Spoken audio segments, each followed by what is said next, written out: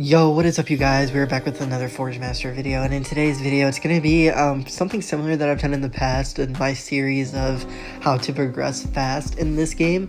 And I made two previous videos about it. One when I was like literally, I think I was in Modern or Space Gear, and then another one when I was in like Multiverse / Quantum Gear. And now I'm going to do one in Underworld Gear where I basically have full Underworld. And I think I'm going to like title it how to progress fast as a leaderboard player, because I am I will permanently be on the leaderboards for now on because of the Underworld Gear, and I beat all the melee players, and it only just goes up from here, right? So I'm going to stay in leaderboards for pretty much the entire until something changes or whatever. But this video is going to break down pretty much everything you need to know to go to Underworld as quick as possible, like just progressing fast and getting through the Quantum stage, where it's probably the longest part of your entire Forge Master experience, right? Like, it's gonna take a very long time to get past Quantum, but once you do it, it's possible to just follow these steps. And there's a lot of mistakes that I made in the first how to progress fast video and the second video, so in this one it's just really going to break down everything you need to know.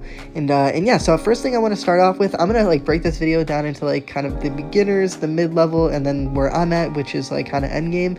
And first thing is the tech tree. The tech tree is like very important. You have to have this running at all times.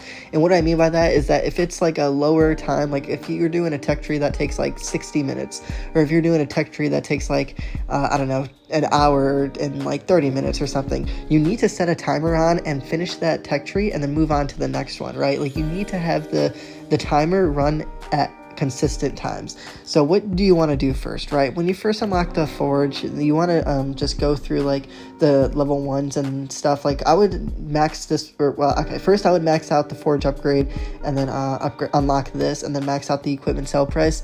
Now the first 3 are very important because it'll like help you progress through the first, like, I don't know, 12 forges, pretty much until you get to like where you start getting space or interstellar gear, right? So it's gonna take a while to just get through all of them, probably like a week or two, just to burn through all those forges. But what you want to like absolutely focus on is getting this forge up to like, I don't know, 10%. Finish all the T1s, only focus on forge, and then once you do that, then you should be set until you get to like right here, the forge upgrade cost 2.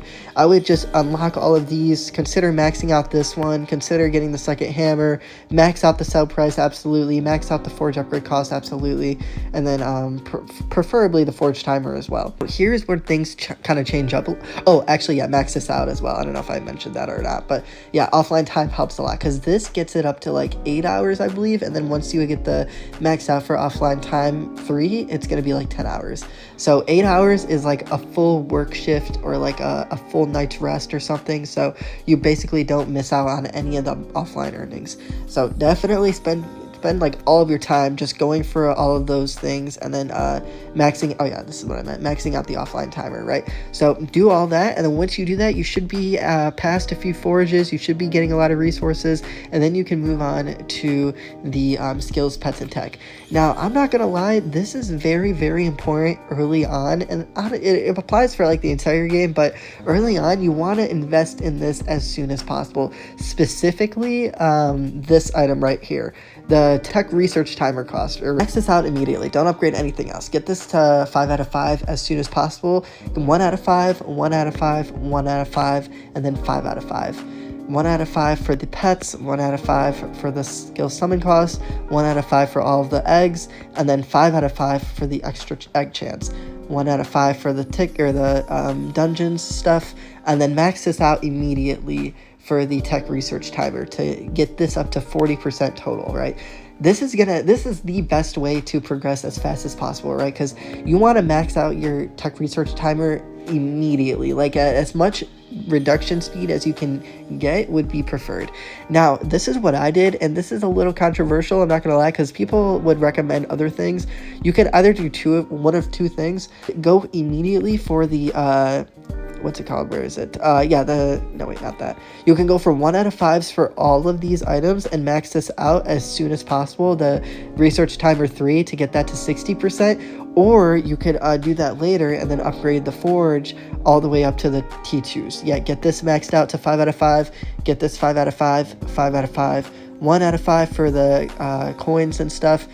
Get that unlocked, and then you could 5 out of 5 the 2 chance for free forge chance, and then max this out to 5 out of 5, and then I would stop right there. Now, my personal opinion is to do this, the skills, pets, and tech, max this out immediately, this tech research timer 3, and then go for the forge upgrades. And once you do that, you should be able to prioritize pretty much anything else and leave the skills, pets, and tech alone for a very long time, probably all the way up until you get to quantum, or even maybe finishing quantum and starting underworld. So this is what I did. This is how I'm progressing crazy fast, is that I upgraded the tech research timer 3 immediately, and then got that to 60%, and then I think my forge was at like 20%, and then I went from 20% to basically 60%. Well, actually, I'm still at tech research timer 3, so yeah, literally, this is what I did. I got this to tech research timer 3, maxed that out as much as I could, and then I dumped all of my time, I think like 2 months, 60 days, just straight into the forge, upgrading this as much as possible. And if you guys want to take a quick look at what I did, what I first did was max out all the important things. So I would say here, I'll just mark it for you guys so it's like easier to visualize. Oh, whoops. Yeah, so you want to max out the forge reduction cost as soon as possible. This one is low-key optional, because once you get to quantum, the timer doesn't really matter. So for the forge upgrade speed, or whatever that's called, like for the forge timer 2 upgrade time speed, you can get that to 40% and kind of just leave it alone and get, okay, I guess I got a little higher than that, but this is very optional. You don't have to, if I look back, I wish I didn't upgrade this and upgrade something else. So I would recommend maxing the 20%, getting this up to 20%, and then kind of just ignoring it and getting the 1 out of 5s for the rest of them, which is what I did for, as you guys can see, 1 out of 5s for everything else. And then what I would highly recommend is maxing out the forge upgrade cost immediately. Get the 3, get this to 10%, like 5 out of 5 immediately, get everything else to 1 out of 5s, get this to 5 out of 5 immediately. Once you have the tech or the forge upgrade cost 4 maxed out, you can low-key look back and then upgrade or like max out the cheaper ones that take a little less time, like equipment sell price, or like a free forge chance, or even the offline timings. I think for the offline timings, yeah, I didn't even upgrade the offline timer 3, because I'm never offline for more than 10 hours of the game, because literally 8 hours of sleep, 8 hours of school, 8 hours of work, it doesn't really matter. I'm able to hop on, claim the offline earnings, and then hop off. So you don't really have to upgrade the offline timer 3 at all. Now, with that being said, what else have I been upgrading? For the T1s, honestly, everything should be maxed. I'm pretty sure, yeah, for me, everything is maxed. For the T2s, I haven't maxed these out yet, because honestly, I don't think it's that important. I think it helps a lot, like, overall, but there are other things that helps a little bit more. I would recommend upgrading the offline rewards, because it takes 0 skill. Like, you don't have to get lucky for this. You don't have to, like gamble your time for this. It's just free rewards, right? So if you want to spend your time wisely, then max out the 2s, reward 2s and reward 3s. I barely upgraded the coins though. I think if you wanted to choose one over the other, I think the hammers is better than the coins. Yeah, so consider the hammers first. At least the hammers more. For the 3, I did I think I have 28%, which is really good. So yeah, consider doing that. And then everything else, the equipment sell price is very important. I would say out of the most important ones, it's the forge upgrade and equipment sell price. It just gives you more coins and makes it cheaper to progress. Yeah, and then everything else is low-key optional. So that's what I literally did. I think I got this up to I don't know, I think this was beginning, or I think I maxed this out, finished got to quantum, and then as soon as I got to quantum, that's when you focus the power tree, right? So to progress fast in the power tree, all of the T1s should be maxed out very quickly, because once you have the level 3 timer reduction for the techs, once you have this, it's gonna go by very quickly. You should be able to finish the T1s. Honestly, you should be able to finish all of these T1s in probably 1 or 2 days, right? You should have a timer on. You should literally have your phone next to you, and once the timer goes off, you will just begin the next one. And once that timer goes off, you begin the next one. So don't waste any time here. I think for the power, I think this is the most important out of anything on here. But all the T1s should be upgraded, right? Once you max out 5 out of 5s for all the T1s, then you can begin the T2s. And this is what I would recommend. 1 out of 5s for all of the mastery levels. And then if you wanted to, this is optional. Damage and health would be the best like bang for your buck for to progress like more health or more damage or just more power overall. And for me, I didn't max it out, but I upgraded a good amount.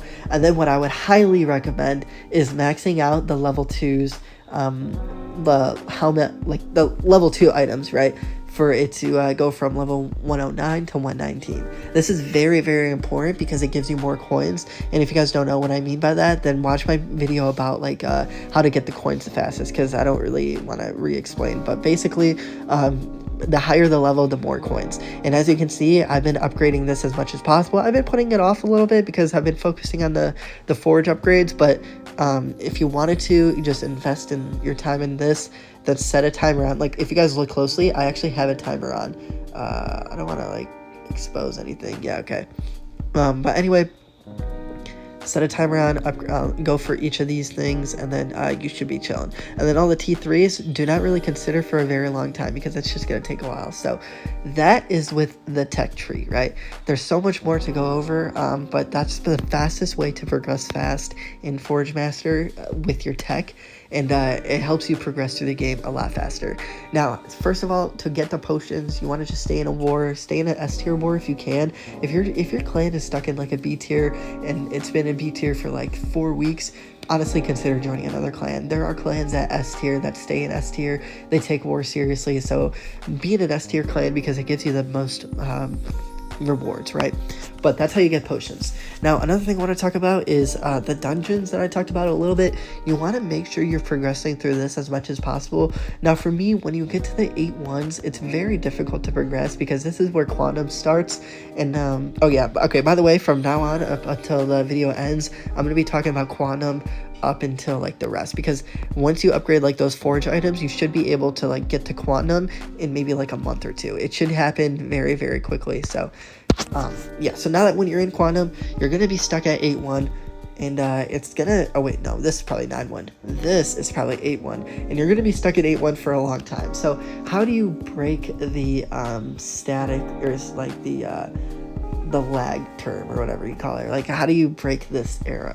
So it's gonna take a while, but the best ways to do it is honestly just slowly but surely going or upgrading your percentages, right? So here's how I did it, and I would recommend everyone taking advantage of this. Very important that you burn through like all of the you like never waste your keys, because it's just free keys, and if you wait a few days, then I don't think it's that beneficial. But there are some strategies to wait for them, but I would just recommend not doing it. So how do you break the static, right? The best ways to do it is just progressing through the overall power and substats. Now here's what I would recommend with substats. You have a few options, but obviously the meta option is kind of what you want to stick with, because going from one option to another is kind of difficult, and you can't really save gears or like save sets not yet in the game. I believe that they're considering adding like different options, different build sets that you can get, but for now it's just not how that works. So with the pet, I would honestly say the pet is the most important, because this one just gives you more potions, this one just gives you more skill tickets, but this one gives you ultimate and mythic eggs. And when you get to Quantum, ultimate and mythic eggs are the most important. So what do you want to do, right? You want to slowly progress and use your keys every single time. And how do you do that? You want to go for the substats, like I said before, and these are the substats that I would highly recommend. So with the pet one, you need a good lifesteal and a good crit damage / crit chance. So what do I mean by that? Like, why do you need that? In this, so I guess I can show you real quick, right? When you enter 8-1, there are multiple units that do very little damage.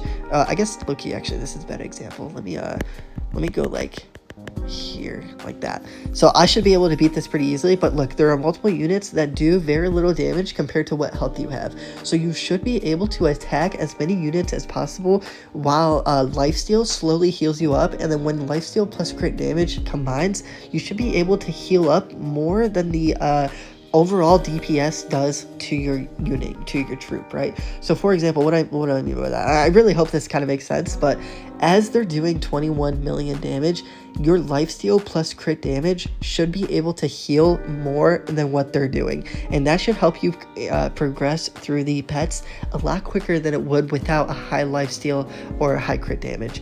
Now, how high do you want to go, right? I would recommend for the pets only, you want to recommend like anywhere between 60 to like 80% lifesteal / like 300 to 400% crit damage. Now, that's asking for a lot. Honestly, 60 to 80% lifesteal is like a lot of pieces, and then obviously the crit damage is a lot too. So you want to sacrifice some double and then some attack speed. Now, why do you want to sacrifice double? You don't need 100% double to progress through the pet dungeon because it's all based on luck. If you have 80% double chance and you like attempt to beat 8-1 over and over again, eventually all of your hits are going to be 100%. So getting like the extra 20% when you can sacrifice the 20% double chance for like a 20% lifesteal is going to be way more important to go for, right? So that's why I would recommend such a high lifesteal and maybe not a perfect double chance or like not a perfect attack speed, because it's all based on luck. And the more you attempt, eventually you'll get lucky, right? With 80%, you'll hit most of them double percent chances. So that's what I would recommend, and that's the best way to progress through Invasion and get as many mythics and ultimates as you can, and pray that those stats are good and worth using, because it does suck. It does suck staying at 8-1 for so long, but once you progress to 8-1 to 8-2, 8-2 to 8-3, 8-3 to 8-4, it will slowly help, build more eggs and points, and just helps overall. Now, with the Ghost Town and Zombie Rush, honestly, this one doesn't really apply the same for the pet dungeon, and it kind of sucks because there's no like specific strategies to use except a very high percent of health regen and like possibly block chance. Now, what do I mean by that? You want to ignore literally every other sub stat. You want to go for nothing else, just the 2 sub stats, block health or block chance and health regen. And the more percentages you have on that, the easier you'll build. Now, it does suck because it will take like 10 minutes to complete one dungeon, but people that are stuck in 8-1 that only have a health regen and health and a block chance, they will be able to progress all the way up to like 8-9 or something, or even farther than that, because they're just unkillable. They just do very little damage, and it'll take 10 plus minutes just to beat one, but it's slowly progressing and getting these higher percentages. So that's what I would recommend if you guys want to try that strategy out. It is possible. If you don't believe me, go to the Discord, and there's plenty of people that actually do it, and it works. But you're just gonna have to like I don't know, choose health regen, block chance, or the meta damage or the meta stat. So it does suck, but I would just highly recommend those builds to beat the dungeons. And then obviously the Hammer Thief, just use whatever's meta. This one just sucks because you're either get one-shotted, or if you don't get one-shotted, then you have a chance. So it really is what it is. But that's what I would recommend for all the dungeons. There's a lot to unpack there, and if you take advantage of my builds and like what I just recommended for the pets, especially the pets, then you'll be able to progress fast through the game very quickly. So definitely consider that. Now, with the league, there's a lot to explain with the league, but the fastest ways to progress is getting, okay, so like for example, in Quantum, right, what my strategy was, I would go through gold, get first place in gold, and then get to silver, get last place in silver to drop back to gold. So what does that mean? I would get number 1 rewards in okay, well, this is a bad example. I'm in silver right now, but this is just for another video, so try to ignore that.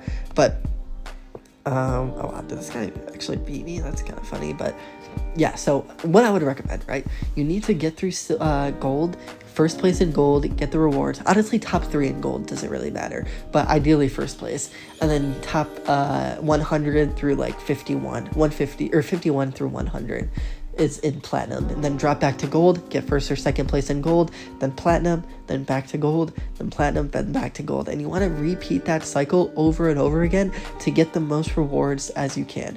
Now, ideally, if you're like progressing even further and your league is very easy, say you're in like server 10 plus and the leagues are easy, then you want to go to first place in platinum, drop back to gold, get first place in platinum, drop back to gold, and keep repeating that cycle over and over again. Now, why do you do this, right? You get the most rewards per week, or like per 2 weeks. So it's kind of hard to explain, but it's better to get first place than last place in 2 weeks than like top 20 in 2 weeks, right? So it's kind of like 2 weeks or for both weeks in a row. So hopefully that made sense. Hopefully you guys can understand what I'm saying. There's a chart that I want to explain real quick too. This is what I want to show. Getting first place in gold gives that many rewards, and then when you get to top 50 in platinum, you're stuck with like the bottom rewards, right? But then in 2 weeks getting gold again, you get the max rewards there, and then in platinum 51 and 100 you get the bottom rewards. So what does this mean, right? We can kind of do the math here. 490 mounts plus 100 where is it? Plus 147 mounts. So we'll just say like 550 mounts total in 2 weeks, rather than staying in platinum and getting I don't know, top 20. So if you do this for 2 weeks, 229 times 2 is around like 500 instead of 550, right? So it's just more rewards. Like, you might as well get the more rewards and try less than try harding and trying to get top 50, top 20. And that's literally 20 out of 11, or 11th through 20th place. So say you get 11th place in 2 weeks, you get less rewards for staying in 11th place in platinum for 2 weeks than you would getting first place in gold and then last place in platinum. So take advantage of this stat thing. It's super beneficial.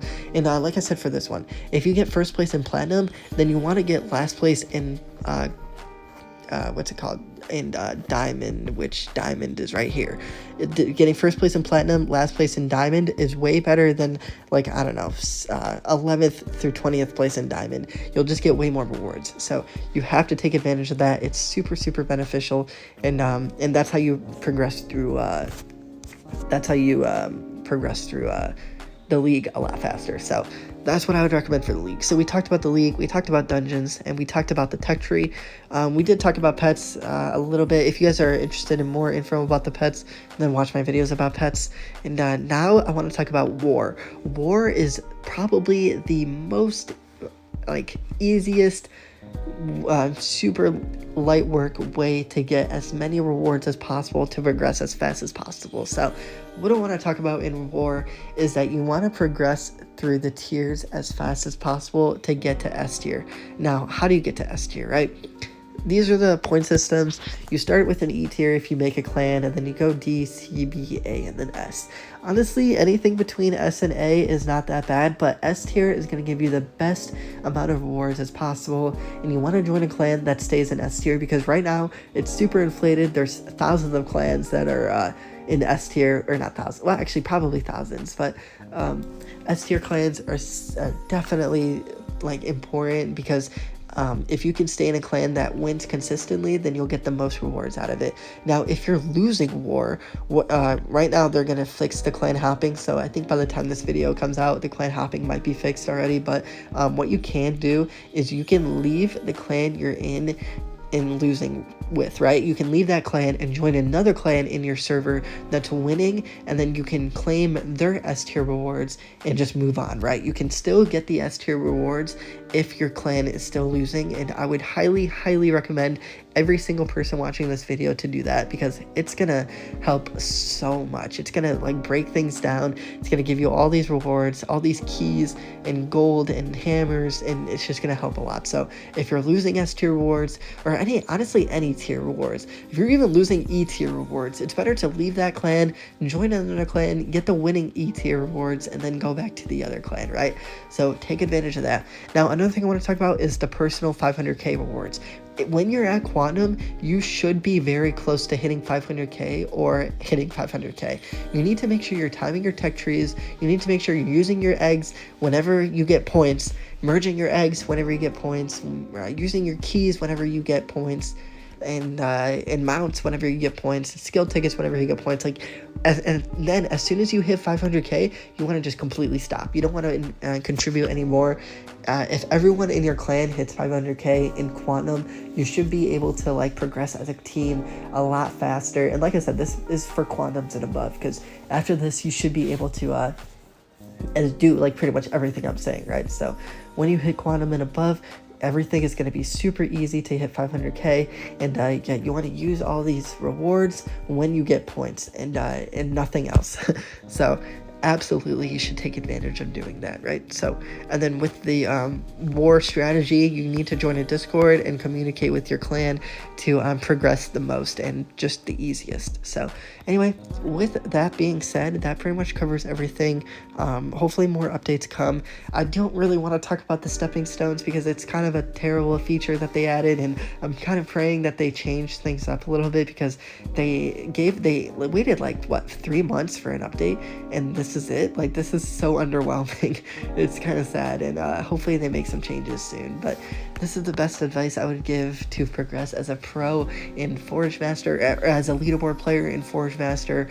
The best tips that I would recommend. So do take advantage of them, and I think you'll be able to progress to where I'm at in 3 months. If I looked back and I did all of these tips that I said, it took me about 3-ish to 4 months to get this far. I think it would have taken me like 2 months to get this far. So literally half the time cut if I did all these tips that I'm saying in this video. But anyway, if you guys found this video helpful, please subscribe, because like 90% of you guys are not subscribed, and it's kind of sad to see. I'm not gonna lie, like, I get a lot of views, but no one subscribes. So if you're not subscribed, please subscribe. And then also, if you want to support this channel another way, I do have channel memberships, and that just means so much to me. So if you guys could become a member, I would very much appreciate it, and you'll get access to videos like these way quicker than you would in the other videos. So with that being said, thanks for watching the video all the way through, and I will see you guys in the next video. Bye.